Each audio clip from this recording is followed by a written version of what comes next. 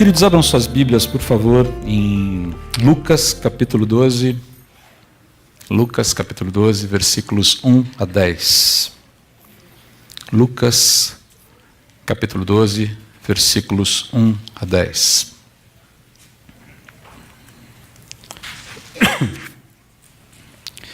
Diz assim a palavra de Deus. Lucas capítulo 12, versículos 1 a 10. Quando as multidões cresceram a ponto de haver milhares de pessoas atropelando-se e pisando umas nas outras, Jesus concentrou seu ensino nos discípulos, dizendo: tenham cuidado com o fermento dos fariseus, que é a hipocrisia. Virá o dia em que tudo que está encoberto será revelado, e tudo que é secreto será divulgado. O que vocês disseram no escuro será ouvido às claras, e o que conversaram a portas fechadas será proclamado dos telhados. Meus amigos, não tenham medo daqueles que matam o corpo. Depois disso, nada mais podem fazer. Mas eu lhes direi a quem devem temer. Temam a Deus, que tem o poder de matar e lançar no inferno. Sim, a esse vocês devem temer. Qual é o preço de 5 pardais, 2 moedas de cobre? E, no entanto, Deus não se esquece de nenhum deles. Até os cabelos de sua cabeça estão todos contados. Portanto, não tenham medo. Vocês são muito mais valiosos que um bando inteiro de pardais. Eu lhes digo a verdade. Quem me reconhecer aqui diante das pessoas, o Filho do Homem o reconhecerá na presença dos anjos de Deus. Mas quem me negar aqui, será negado diante dos anjos de Deus. Quem falar contra o Filho do Homem será perdoado, mas quem blasfemar contra o Espírito Santo não será perdoado. Eu só ilustrei aqui nosso início de slides aqui com a obra de Botticelli, La Mappa dell'Inferno, que vai aparecer muito nessa obra nova do filme baseado na história do Dan Brown. A coisa boa nesse filme é que estimula as pessoas a lerem a Divina Comédia de Dante Alighieri, né? Mas se você quer assistir o filme, vai assistir. Não creia na barbaridade, a ficção, aquilo ali, tá? Mas é interessante a obra em si, é interessante a obra de Dante Alighieri.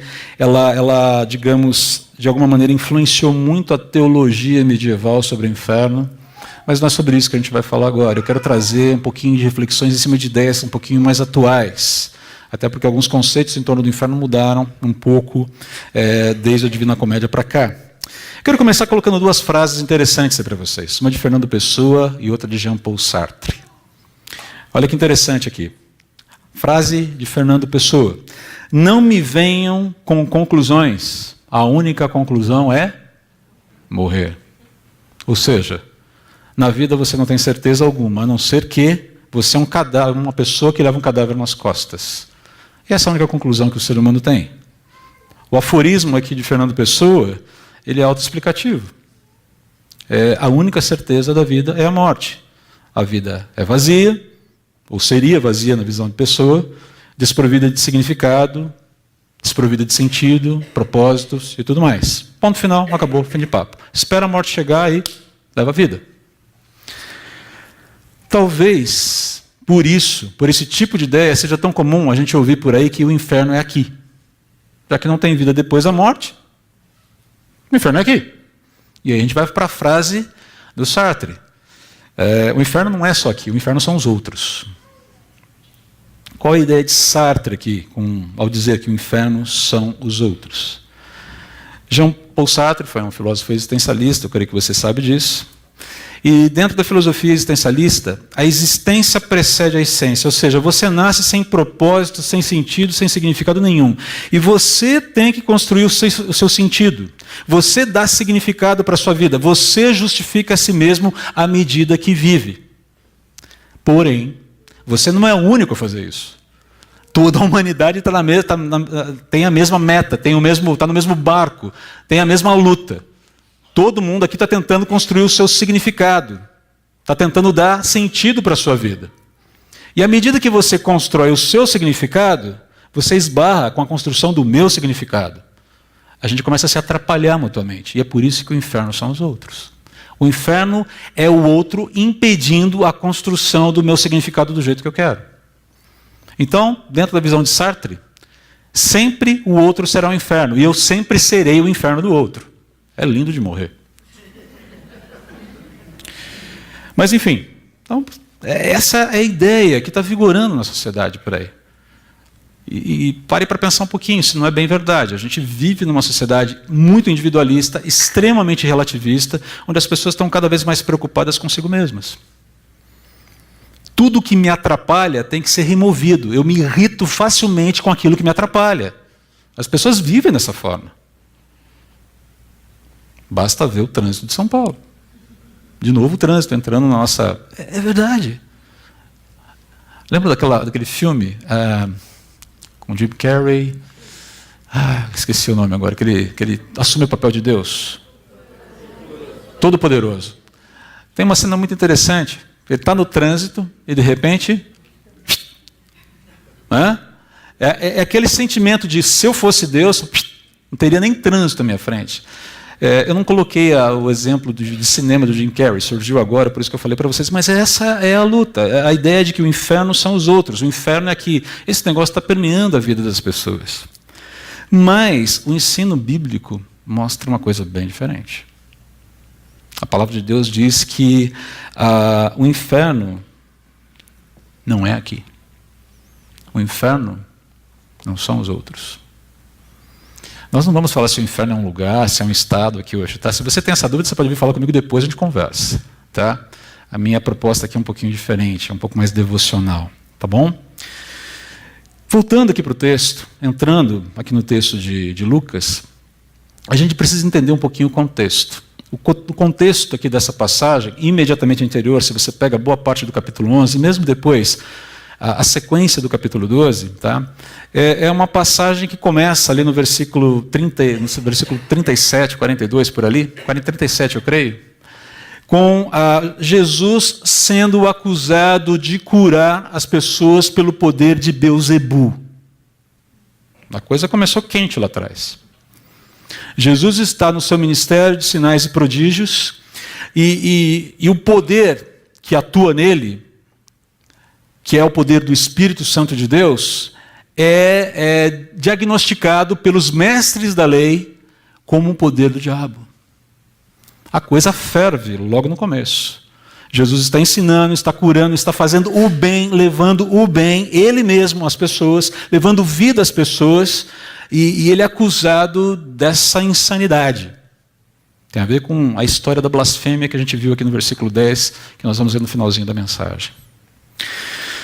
Na sequência, Jesus é convidado para comer na casa de um fariseu. E ele vai, ele não se importa em fazer isso, não tem problemas de fazer isso, senta lá, vai comer. Só que quando ele se senta, ele não se purifica cerimonialmente para a refeição. E o fariseu já dá aquela entortada de boca. E Jesus já percebe o que está acontecendo ali no coração daquele homem. E a partir daquele momento Jesus passa a fazer algumas acusações muito sérias contra os fariseus. Isso está no capítulo 11 ali de Lucas.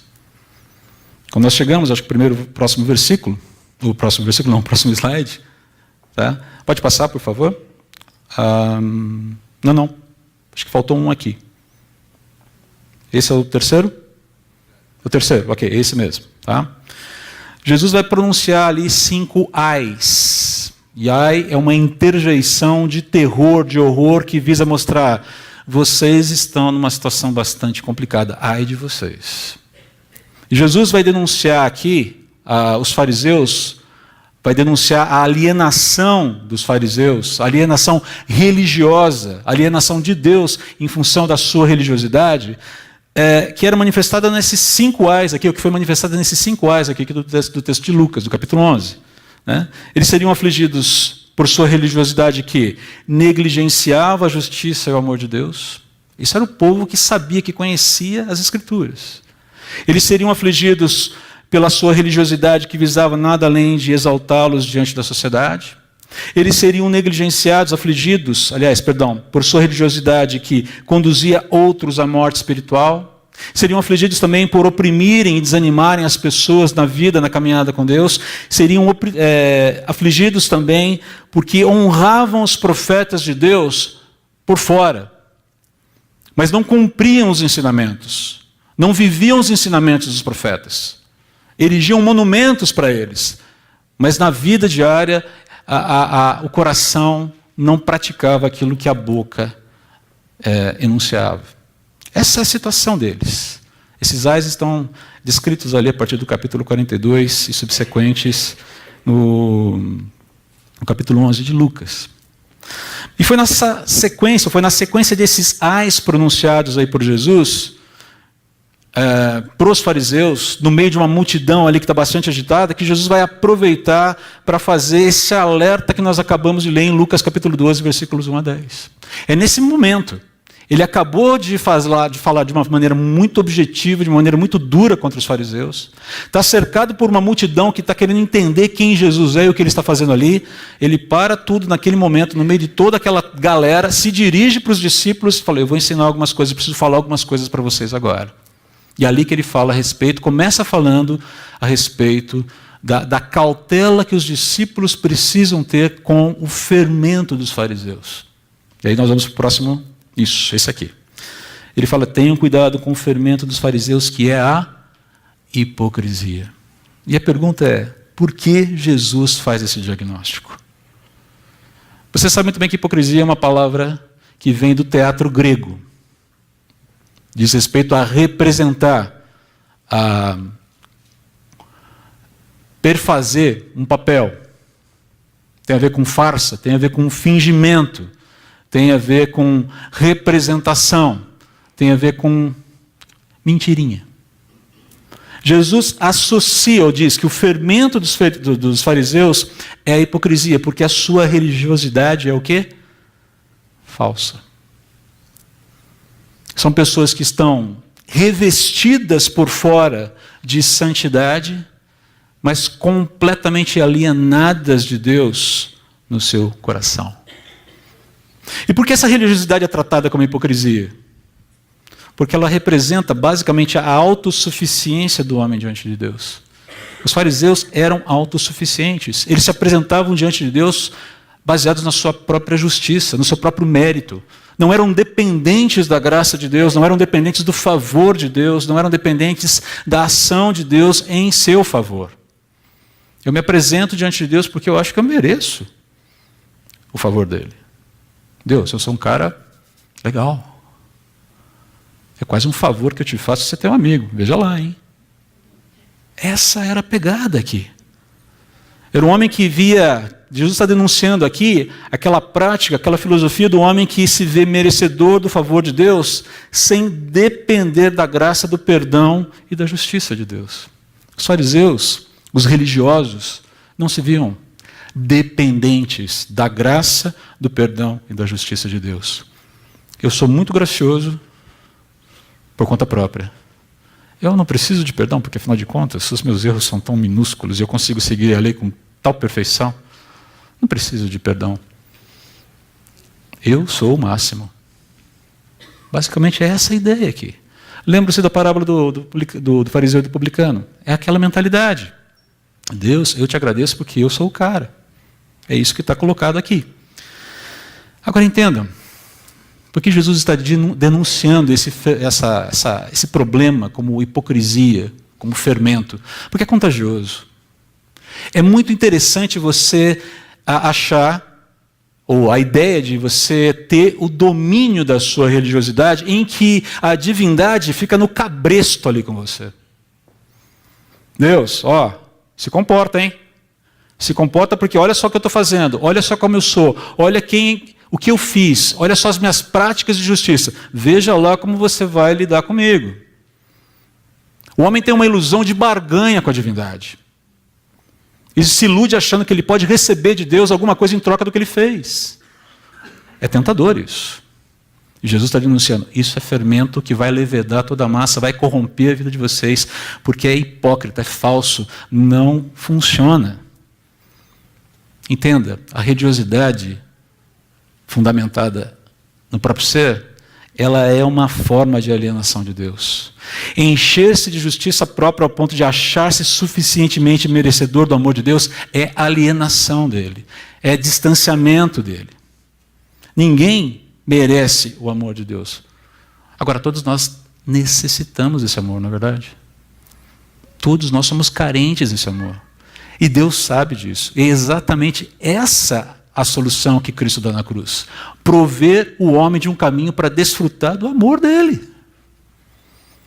Deus não fica só negando amor para ninguém. Mas é aquela história, olha, o caminho é único. Há uma única forma. É aquele que oferece, é aquele que doa, quem escolhe a forma como vai fazer. Então é por isso que Jesus está advertindo aqui sobre esse perigo da autossuficiência religiosa. Porque se trata de alienação mortal de Deus. É rebelião contra Deus, isso. Quando nós falamos de alienação de Deus, nós estamos falando de rebelião. De gente que teimosamente insiste em manter a sua agenda, a sua pauta de vida, ignorando aquilo que Deus está falando sobre qual é a forma de se achegar até Ele, de se relacionar com Ele, de lidar com a própria vida. Agora deixa eu fazer um esclarecimento aqui. Aqui eu faço um parêntese, tá? E aí a gente vai para o próximo slide. E falar o próximo versículo de novo. Isso. A alienação de Deus, ela pode ser percebida aqui de duas maneiras. A primeira é essa que nós estamos vendo aqui na vida dos fariseus. Na vida de pessoas iludidas com a sua religiosidade. Perceba, a verdadeira religião, a palavra de Deus fala, é cuidar da causa das viúvas e dos órfãos. Mas estar religado a Deus não depende da minha justiça própria. E quando eu creio que eu mereço de Deus alguma coisa, eu estou numa situação bem complicada. Na verdade, eu estou mais distante dele do que perto dele. Eu não posso confiar que a minha vida, que o meu conjunto virtuoso vai conquistar de Deus o que quer que seja. Essa é a ideia aqui. Então, quem são as pessoas iludidas com a sua religiosidade? Aquelas que idolatram a si mesmas, vendo-se merecedoras do amor de Deus. Isso existe. Isso existe. Mas também existe aquele outro tipo, aquele outro grupo de pessoas, onde a gente pode perceber a alienação de Deus, que são as pessoas iludidas com a sua liberdade. Aquelas que idolatram as coisas de Deus, mas rejeitam o Senhor das coisas. Querem tudo o que o mundo pode dar, tudo que a vida boa pode dar. E lembrem-se, quem é o Criador do mundo? Quem é o sustentador do mundo? Quem é o sustentador da realidade? As pessoas querem viver nesse mundo da melhor maneira possível, mas querem o quê? Independência do Senhor das coisas. Aquele que provê o mundo, inclusive, de condições para continuar existindo. Você levantou hoje pela manhã, você tomou seu café, você pegou seu carro, veio para a igreja. Você tem um programa no decorrer do dia, não é verdade? O que garante você de que tudo vai acontecer? A sua agenda? O seu planejamento? Ou a graça de Deus? Colossenses fala que por Ele, por meio dEle, por Ele, para Ele, foram feitas todas as coisas. Entenda que a realidade é sustentada pelas mãos de Deus. E se nós estamos vivos nesse momento, é porque Ele continua operando. Eu não existo porque eu quero. Eu existo pela graça dEle, pelo poder dEle, pela misericórdia dEle. E porque há um propósito. Ninguém está fazendo hora extra nesse mundo. Ninguém faz hora extra. A sua jornada de vida existe porque Deus quer que ela exista. Então essa independência mortal de Deus, que eu quero viver a minha vida do meu jeito e viro as costas e digo, Deus, não quero nem saber de você, ela é terrível também. As duas são terríveis. Não é que uma é mais terrível do que a outra. Aliás, se você olhar para a parábola do filho pródigo, você tem essa exemplificação clara dessas duas alienações. Desses dois tipos de alienação. O filho mais novo, nós olhamos para ele, esse é o alienado por natureza. Por quê? Rejeita o pai, humilha o pai, me dá a grana que eu quero viver minha vida. A humilhação que aquele pai passa dentro daquela parábola é enorme, porque o contexto cultural naquele contexto cultural, aquilo que aquele filho faz é terrível. E ele vaza. Vou viver a minha vida de liberdade. A gente sabe no que dá. Mas ele não é o único alienado do pai. Talvez o filho mais velho fosse o mais alienado. E essa alienação fica muito nítida no final da parábola. Quando o pai, contente, feliz, alegre pela reconciliação com o filho mais novo que voltou. Voltou sem nada, pobre, sujo, mulambento, perdeu tudo que tinha. Mas aquele pai o recebe do jeito em que ele está. Nós cantamos isso agora. E quando esse pai vai celebrar e convida o filho mais velho, que representa o religioso, para entrar na casa e se assentar à mesa, o filho fala: como assim? Eu sou um cara correto. Eu fiz tudo direito. Eu nunca saí de perto de você. Eu nunca pedi um animalzinho sequer para comer com os meus amigos. E aí vem esse sujeito, esse indecente, esse louco, que dilapidou os seus bens. E você o perdoa e o recebe de volta em casa? Você é louco, pai. E o pai diz: filho, tudo que é meu é teu. Tudo que é meu é teu. Por que eu não tenho o direito de me alegrar com o teu irmão que estava perdido? Por que você não pode se alegrar com o teu irmão que voltou? E se você olha todo o capítulo 15 de Lucas, você vai perceber que são 3 parábolas encadeadas: a ovelha perdida, a dracma perdida e o filho pródigo. Fica muito evidente ali que Jesus está falando que quem tem a responsabilidade de buscar o perdido é quem já se encontra com o Pai. Faltava ali, na última parábola, esse agente resgatador.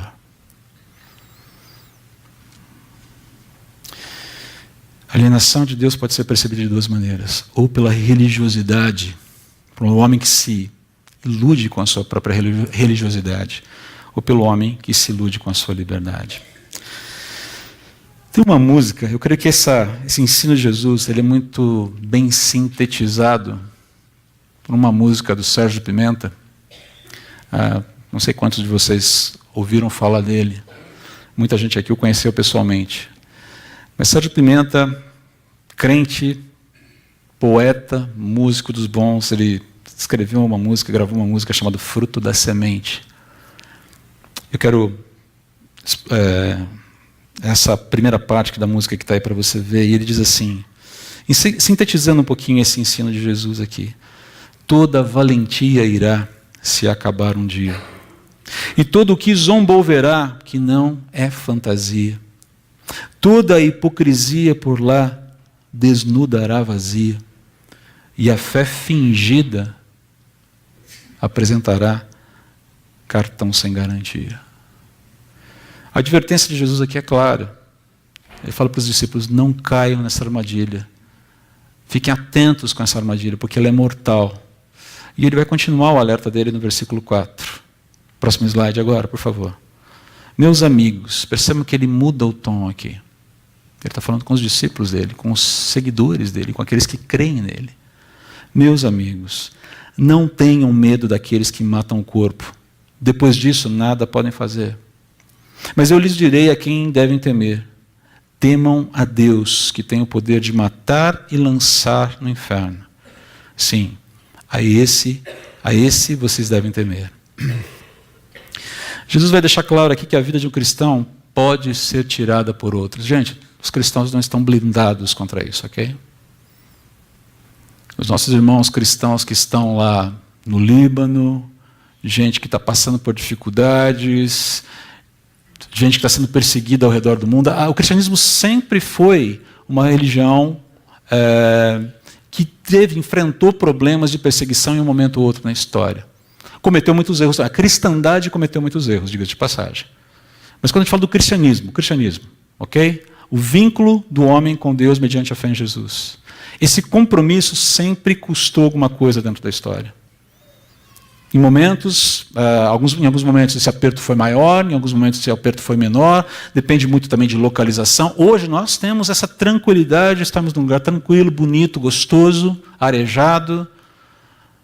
Estamos ouvindo a mensagem aqui da Palavra de Deus, vamos sair daqui a pouco para almoçar com as nossas famílias, teremos um domingo, você vai assistir um jogo de futebol, você vai descansar, vai assistir um filminho, eu não sei. Mas a nossa vida é bastante tranquila aqui.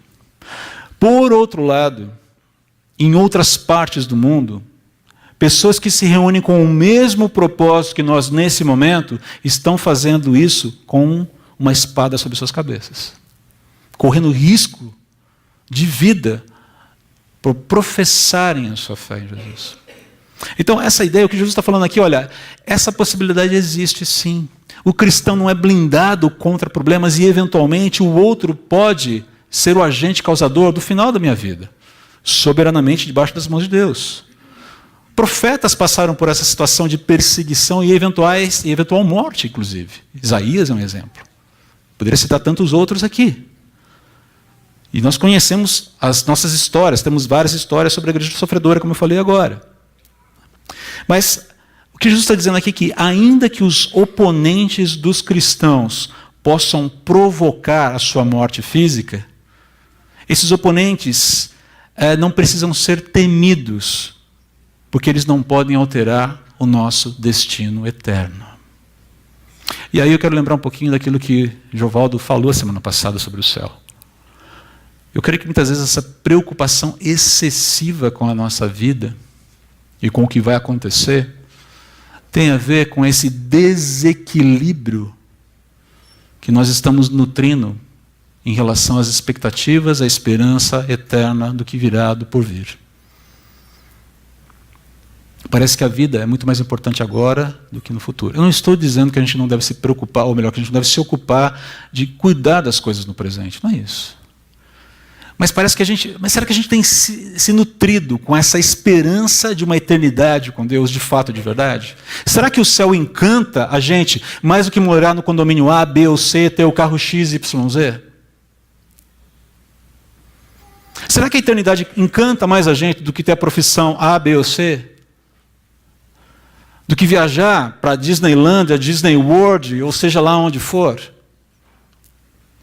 Vai para a Disneylândia, vai para a Disney World, e se não der para ir para lá, vai para o Hop Hari aqui em São Paulo, não tem problema. Se é que funciona ainda, funciona? Não funciona mais. Eu estou desatualizado. Tá reabrindo agora. Pois é. Ok, a gente tem que achar alguma coisa para fazer perto de São Paulo. Jogar bola, enfim. Mas perceba que essa pauta de vida não pode ser mais encantadora do que a pauta da eternidade para a gente. E é isso que Jesus está falando aqui. Quando a gente se preocupa demais com a manutenção da vida aqui e agora, é porque a gente está se preocupando, a gente está se encantando de menos com a vida que Ele está preparando para a gente lá, no porvir. Ele falou, não se preocupem se isso acontecer. É óbvio que dá medo morrer. Mas a questão toda é, não temam quem pode matar vocês, quem pode causar a sua morte física, até porque a morte física será temporária. O corpo ressuscitará no último dia. Mas eu preciso andar aqui. O céu é empolgante, né? O inferno nem tanto.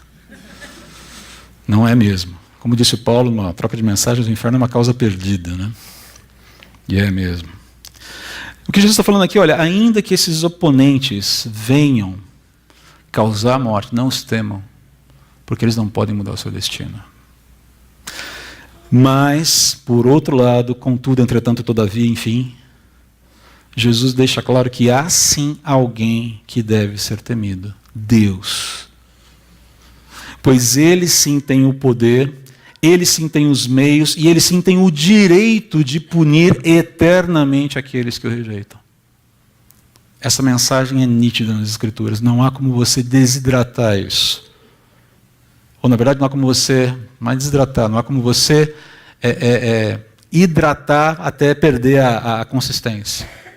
Processo contrário. Isso é evidente nas Escrituras. Jesus não deixa nenhuma espécie de dúvida sobre isso. Agora, antes de mais nada, vamos entender o que é temer. Próximo slide aqui. Temer a Deus significa nutrir uma profunda, única e reverente admiração por Ele, que nos leva a buscá-lo e obedecê-lo em amor. Isso é temor.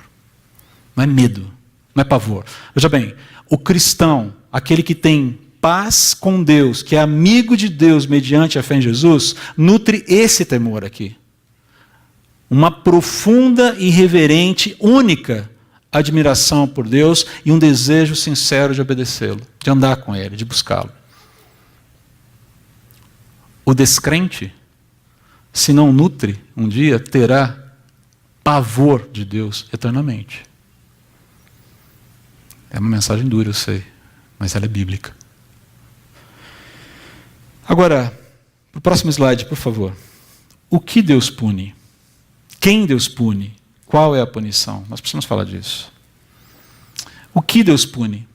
Deus pune a alienação obstinada em relação a Ele, seja ela religiosa, fruto da ilusão religiosa, seja ela fruto da ilusão da liberdade. Quem Deus pune? O homem obstinado com a sua religiosidade autônoma e o homem obstinado com a sua liberdade rebelde, que não se arrependem, não pedem perdão a Deus, não confiam na sua graça, perdão e justiça divina. Qual é a punição? Impossibilidade eterna e irreversível de desfrutar da amizade e comunhão com Deus. Isso é o inferno. O inferno é a impossibilidade eternamente de não poder mais desfrutar daquele que agora se sabe é o único que pode preencher a minha vida de existência e de sentido. É como morrer de sede com água até a boca. Deus está lá, mas eu não posso desfrutar dele mais. É tarde demais. Isso é o inferno.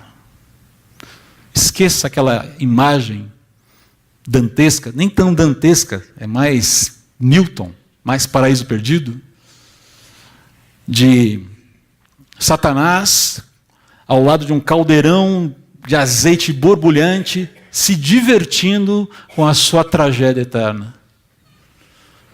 O que torna o inferno mais inferno é a presença indesfrutável de Deus por toda a eternidade. É aterrador isso. É aterrador. E tem que ser. Tem que ser. Porque não tem outro jeito. Quando você se vê, ou quando a gente para imaginar que a eternidade é estar desprovido do único que pode dar alimento, saciar a minha alma, trabalhar meu coração, dar comunhão, enfim, tudo que Ele tem é tudo que eu preciso, e tudo que Ele tem e que eu preciso eternamente está afastado de mim. Isso é o inferno. Podemos discutir em outra ocasião se o inferno é um lugar, se vai ter um lugar, se é um estado. A gente pode discutir isso depois. Essa questão é menor. A questão é o que vai ser experimentado ali é apavorante. Agora entenda. A realidade do inferno é terrível, é apavorante, mas ela não é cruel, não. Ela não é cruel, não. Alguns poderiam falar, nossa, isso é muito cruel. Não é, não. Ela é terrível, mas não é cruel, porque apesar de Deus ter se revelado ao homem através da sua criação e da sua palavra, de Deus ter encarnado, morrido na cruz e ressuscitado em favor dos pecadores, dele ser paciente, provendo condições, tempo e oportunidades no decorrer da história para que o pecador se arrependa e se reconcilie com Ele, grande parte da humanidade continua com o punho levantado contra Deus, ora exigindo alguma coisa dele, porque acha que merece dele alguma coisa, ou ora dando-lhe as costas, dizendo que ele é uma hipótese inútil para a vida.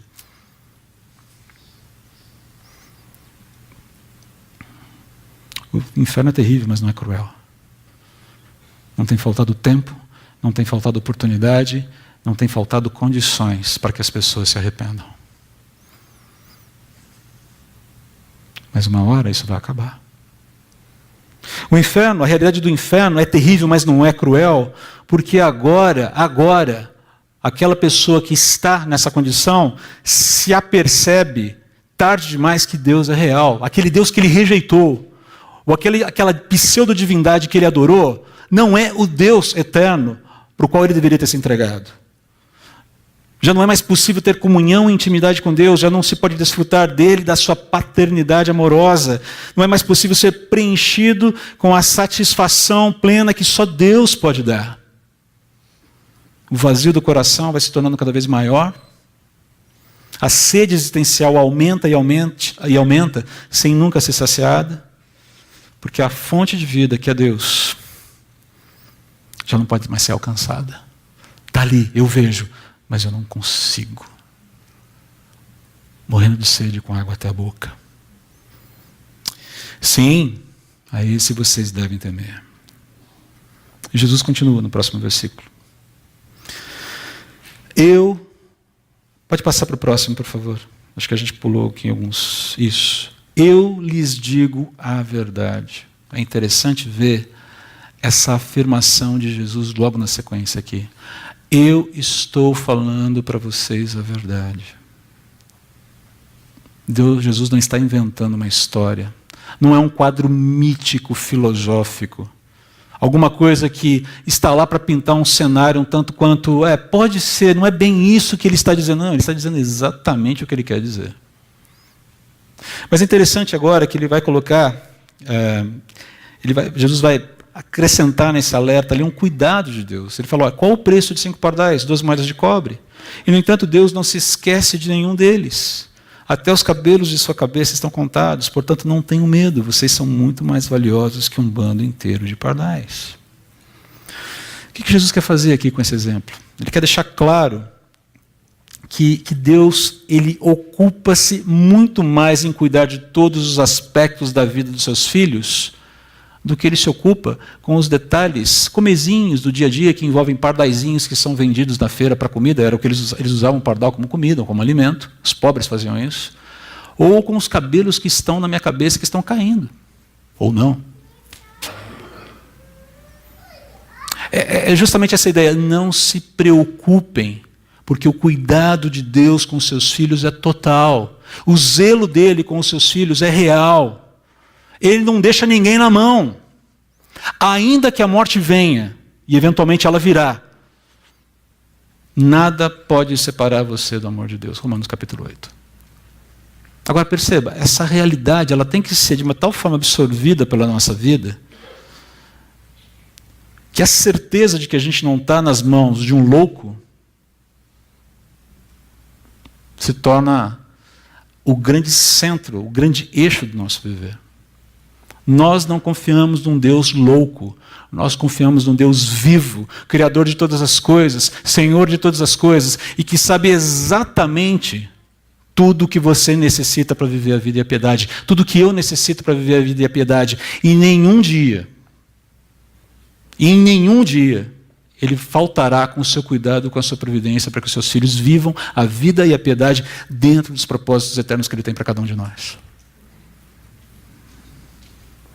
Ainda que a dificuldade venha, ainda que os problemas existam, ainda que as crises apareçam, ainda que o vigor deixe de existir na nossa vida, ainda que a idade comece a apresentar os seus sintomas para a gente, ainda que o vício suma,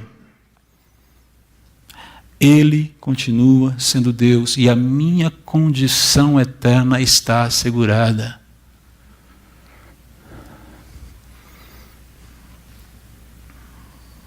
Muito oportuna a mensagem do Joval da semana passada. Muito oportuna. Por fim, Jesus vai fazer uma advertência muito séria aqui, a partir do versículo 8. Eu lhes digo a verdade. Quem me reconhecer aqui, diante das pessoas, o Filho do Homem o reconhecerá na presença dos anjos de Deus. Mas quem me negar aqui será negado diante dos anjos de Deus. Quem falar contra o Filho do Homem será perdoado, mas quem blasfemar contra o Espírito Santo não será perdoado. O alerta que Jesus faz aqui, o alerta que ele deixa claro aqui, é que o tempo para o arrependimento da alienação de Deus, seja a alienação movida pela ilusão religiosa, seja a alienação movida pela liberdade sem critério, o tempo para isso é hoje, é agora. Quando eu era menino, eu não lembro exatamente do nome desse hino, mas eu lembro que a gente cantava um hino aqui: meu amigo, hoje tu tens a escolha, a vida ou morte, qual vais aceitar? Amanhã pode ser muito tarde, hoje Cristo te quer libertar. É uma verdade. É meio piegas, André, meio forte, meio caricato demais. E daí? Que seja caricato, conquanto que fale a verdade. E daí? Nós cristãos entramos numa onda de ter medo de falar sobre salvação e condenação, não é verdade? Nós não podemos ter esse medo, queridos. Eu tenho sofrido por pessoas que eu amo e que já fecharam os olhos, que eu amava e que fecharam os olhos sem Cristo. Sofro. E hoje sofro por aqueles que ainda não aceitaram. Porque eu não quero que pessoas que eu amo, e até pessoas que eu nem conheço, estejam separadas de Deus por toda a eternidade. Porque é um quadro terrível demais. E não é porque eu não quero, o André não quer. Não, é o meu desejo como cristão, como alguém que foi alcançado pelo amor de Jesus. Essa é a mensagem mais importante que nós temos que pregar e não precisamos ter vergonha e medo de pregá-la. Pessoas vão rejeitá-la? Sim. É possível que alguns de vocês saiam daqui hoje e falem: nossa, ele foi muito pesado, ele foi muito duro. Entenda, não há como a gente misturar essa mensagem, hidratar isso aqui, tirar a essência dela, tentando torná-la mais leve e mais palatável. Ela é difícil mesmo. Talvez você nunca mais me queira ver pregando aqui na frente. Ok? Pelo menos eu encerro em grande estilo. Ok? Brincadeiras à parte, precisamos continuar aqui. O alerta de Jesus deixa claro que o momento para arrependimento e para reconciliação com Deus é agora, presente, hoje. E mais, ele vai falar que a cura para essa alienação mortal é o arrependimento pessoal dos pecados e a rendição incondicional a Jesus. Quem se identificar comigo perante os homens será reconhecido lá na frente. Quem se negar, pode esquecer. Lá na frente não tem mais jeito. Reconhecê-lo como Deus vivo, submeter-se a Ele como Senhor da sua vida. Essa é a ideia. Esse é o ponto. Negá-lo é manter-se obstinado na alienação rebelde até talvez seja tarde demais. E aqui uma palavra sobre o último versículo, versículo 10. Quando Jesus fala aqui sobre o pecado de blasfêmia contra o Espírito Santo, ele está falando de uma coisa muito localizada dentro do tempo e do espaço. Lembrem-se que ele foi acusado de curar pelo poder de Beelzebu, pelo poder do diabo. E na sequência Jesus fala assim: olha, aquele que proferir alguma palavra contra o Filho do Homem será perdoado, mas aquele que acusar falsamente ou atribuir as obras que eu faço ao diabo está pecando contra o Espírito Santo, e esse pecado ele é imperdoável. O que Jesus está dizendo aqui é que as pessoas poderiam até ter alguma dificuldade com quem ele era, a sua origem e o que ele estava fazendo ali. E poderiam até, nesse processo, dialogar de uma maneira equivocada com ele, depois voltarem atrás, se arrependerem, que estaria tudo bem. Mas quando elas vissem as obras de Jesus, os seus milagres e o poder que atuava nele, e atribuíssem esse poder ao diabo e não a Deus, isso seria imperdoável. Agora, lembrem-se, ele está falando especificamente, o mais objetivamente, para os mestres da lei, para os fariseus que tinham condições plenas de olhar para tudo que Jesus estava fazendo e falar: isso é obra de Deus.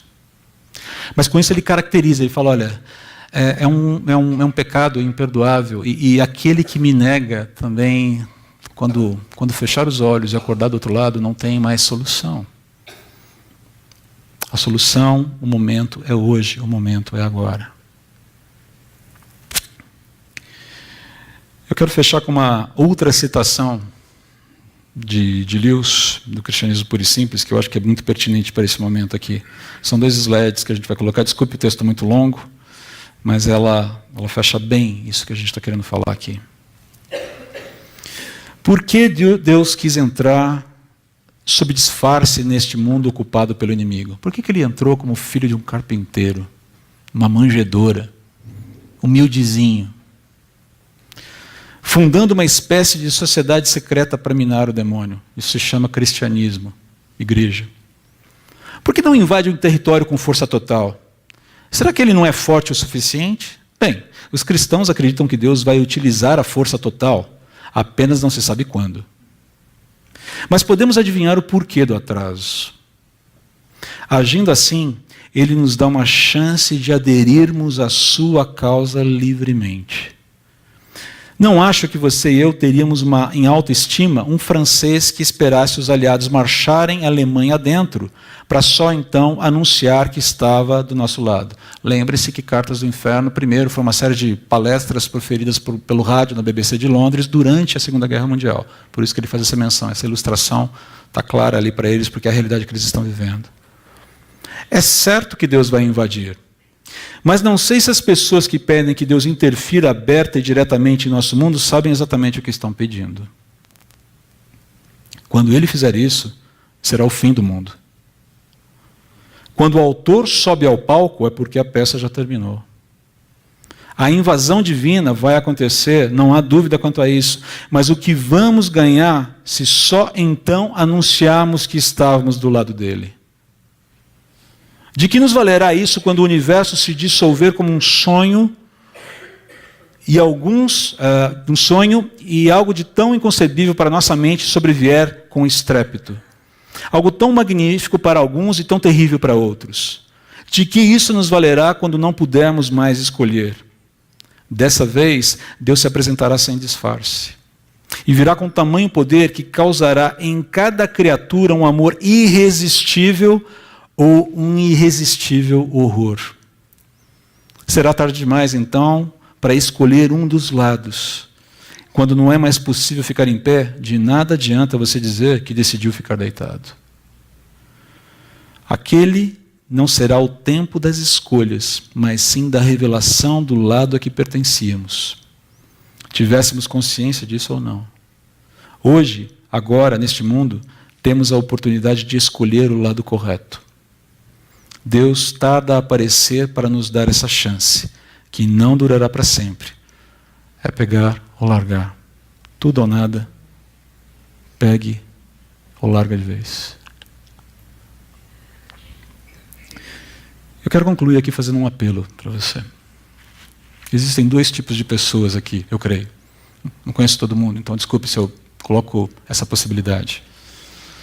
Talvez você seja alguém que já foi tornado cristão mediante a fé em Jesus. Você já se reconheceu como um pecador, sem mérito algum diante de Deus, verdadeiramente arrependido diante dele. Essa situação é a sua situação. Eu quero convidar você a expressar a sua gratidão voluntária pelo seu destino eterno.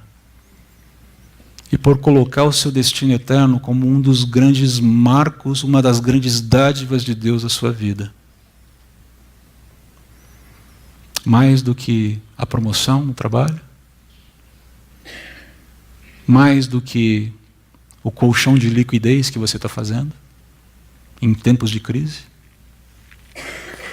mais do que o negócio que você fechou, mais do que a felicidade de ter encontrado alguém para chamar de meu bem, mais do que, ainda mais, eu fiquei fã do Eduardo aqui na frente, que fofura. Ainda mais do que a alegria de ter um filhinho como o Eduardo e a Manuela, é isso? Que deve ser uma felicidade fabulosa. Ainda mais do que isso. Não é diminuir a alegria que se tem com um filho, mas é colocar a alegria que se tem com o destino eterno no lugar onde esse negócio deve estar.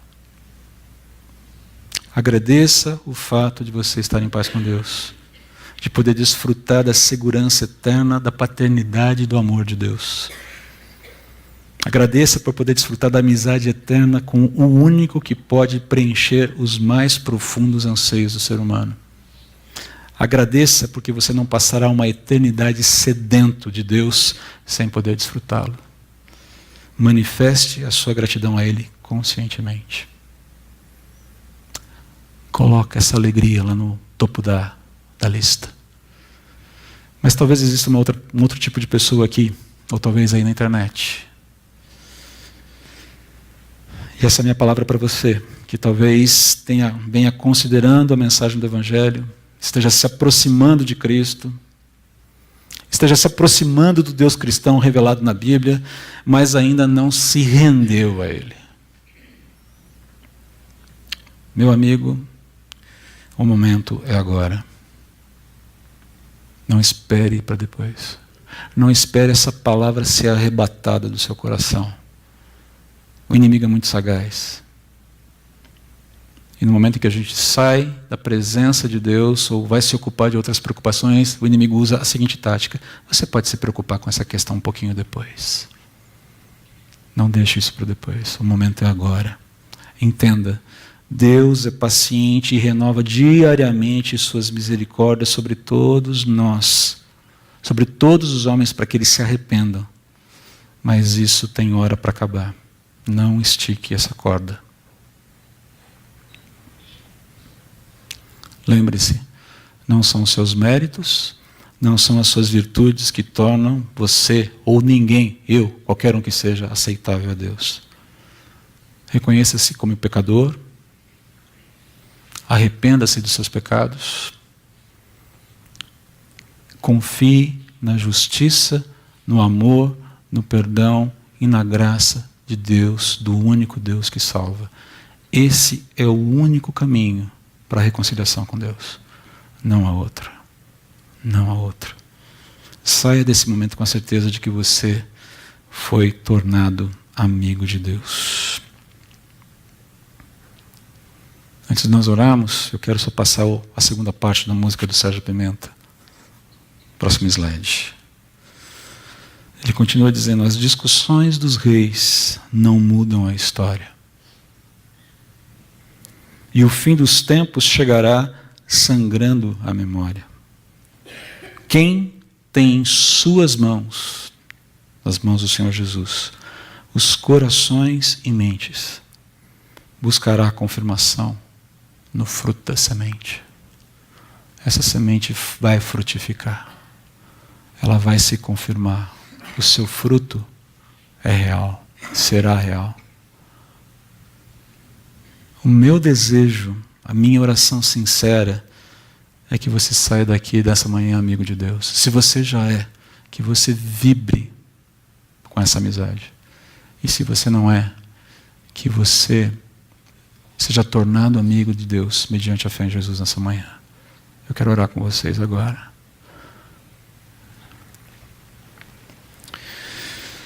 Pai, eu quero pedir ao Senhor que tenha misericórdia de nós. Nós nos ocupamos tanto com a nossa agenda. E não é que a nossa agenda não seja importante, mas como é necessário a gente colocar as coisas nos seus devidos lugares. E muitas vezes o Senhor nos dá um chacoalhão desses para a gente poder entender que talvez nem tudo esteja no lugar em que deveria estar. Não significa amar menos as coisas que o Senhor tem nos dado. Talvez algumas até nós devamos amar menos. Mas significa, sobretudo, compreender que a nossa realidade, primeiro a nossa nacionalidade, a nossa procedência não é desse mundo. Nós pertencemos a um reino diferente, que teve hora para começar, teve hora para ser inaugurado, tem hora para terá hora para ser estabelecido nesse mundo e que vai durar por toda a eternidade. Ali é a nossa nação. Então ajuda-nos a nós que já somos teus filhos, a nos importarmos muito mais com o Senhor das coisas do que das coisas do Senhor. Enquanto cuidamos das coisas do Senhor, que lembremos que é o Senhor quem sustenta todas as coisas. E que nosso coração seja continuamente desafiado a ter esse vínculo gostoso de pai e filho, que busca no Pai a presença constante, que busca no Pai o alimento constante, e que é abençoado pelo Pai, não simplesmente pelas coisas que o Pai pode dar, mas pelo Pai em si. Recebe a nossa gratidão pela nossa existência eterna contigo, pela nossa caminhada eterna contigo, pelo Senhor ter feito as pazes entre o Senhor e a gente. Obrigado pela minha condição de salvo. Não é mérito meu, não sou salvo porque eu sou uma boa pessoa, ou porque eu fiz coisas boas, ou porque eu fiz caridade, ou fiz boas obras. Eu fui salvo porque o Senhor teve misericórdia de mim e viu o André arrebentado e percebeu o quanto esse sujeito precisava do Senhor. Um pecador miserável, um sujeito digno de dar dó. Digno não, dava dó. E que foi alcançado porque o Senhor é bom, e somente porque o Senhor é bom. E muito obrigado por isso, Pai, porque isso me basta. Isso me basta, e deve bastar para cada um dos seus filhos. Mas, Pai, eu quero interceder agora por aqueles que talvez estejam aqui, ou talvez estejam nos assistindo na internet, e que ainda não se reconciliaram contigo, ainda estão alienados do Senhor. Deus, por favor, Pai, alcança o coração dessas pessoas. Tira tudo que causa obstrução, todos os obstáculos que impedem de verem que o Senhor é a única solução e que não há nada nesse mundo que se possa oferecer para o Senhor que o Senhor já não tenha, que não se compra a salvação, que apenas se confia no teu perdão. E aqueles que se veem, ó Pai, vivendo uma vida cheia de pseudo-liberdade, que caiam em si. E que percebam, Pai, que a verdadeira liberdade é viver contigo, é viver caminhando contigo, é viver sendo amigo de Deus. Pai, eu peço ao Senhor que esses corações sejam invadidos pela tua ternura, pelo teu amor, pela tua presença, e que o Senhor não deixe dúvidas da tua realidade, de que o Senhor é real. Que o impacto seja tremendo. E que nada seja como antes. Porque agora carregamos Cristo dizendo que nós não somos mais como éramos antes. Pai, eu não sei se há pessoas assim aqui nessa manhã. Não sei se há pessoas assim nos assistindo pela internet. Mas eu quero pedir ao Senhor que mexa, que chacoalhe, que incomode o coração. Para haver resgate e resgate para a vida eterna. Não permita, Pai, por favor, não permita que isso seja deixado para amanhã. A Deus, por favor, que o Senhor sonde esses corações. Eu quero convidar você agora que assumiu esse compromisso de colocar essa sua existência com Deus no topo da pauta da sua vida, que você se coloque em pé. Não importa se alguém vai levantar do seu lado ou não, você quer fazer isso agora. Por favor, fique em pé. Você quer simplesmente... Eu não estou falando para não crentes, eu estou falando para crentes agora. Você quer simplesmente... Senhor, eu quero te agradecer pelo teu grande amor por mim. Por favor, fique em pé para nós fazermos isso juntos essa manhã.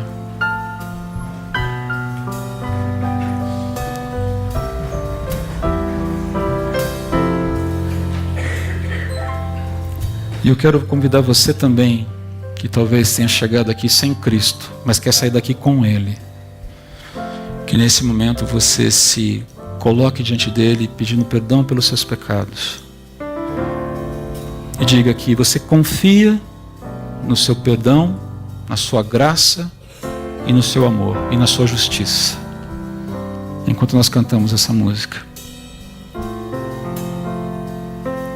Pai, que teu Espírito tenha liberdade de passear entre nós aqui.